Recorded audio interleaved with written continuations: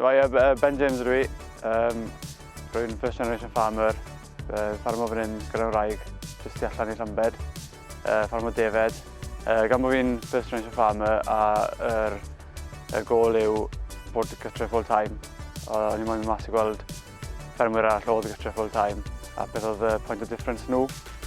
O'n i moyn ffarmo achos o'r lifestyle. Y lifestyle mae'n rhoi i fi, wedi codi yn pentre o Llandysil. Dim ond parc fe ti ware o joio. O'n i moyn plant fi ta fi lan amser gau plant gyda y bywyd hyn. A fi credu ffarmo'r unig ffordd fi wedi cael y bywyd fi moyn. 4 mlynedd yn ôl o'n i'n bosman yn Llandysil. Wedyn eithon ni rheini off da pet lambs. Bron ni 120 pet lambs a rhyw rheini neu bach o profit, dim lot ond oedd e'n digon a hooked o fyny rili. Wedyn symudon ni i godro ffarm yn Tregaron.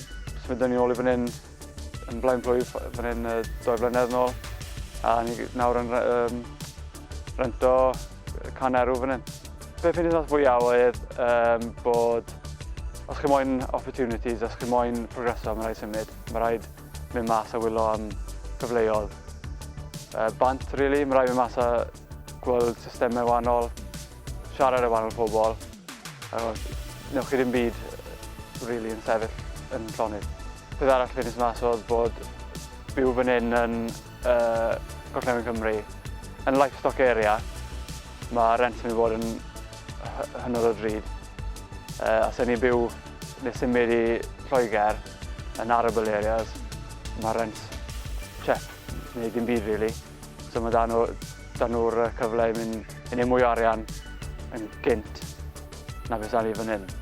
Yn dod nôl o'r trip, dys yn ôl lot o cwestiynau o ydyn ni'n gwneud y peth iawn, ydy ffarmo yn y ardal yma yn mynd i rhoi be ni moyn i ni yn bywyd. Byddwn ni 100% yn annog pobl i mynd ar unrhyw beth fel hyn, rhowch eich hunan allan a newch e. Allai ddod yn rhoi y lightful moment i chi o gwybod, fi'n gwneud beth yn iawn neu na, mes yn newid rhywbeth.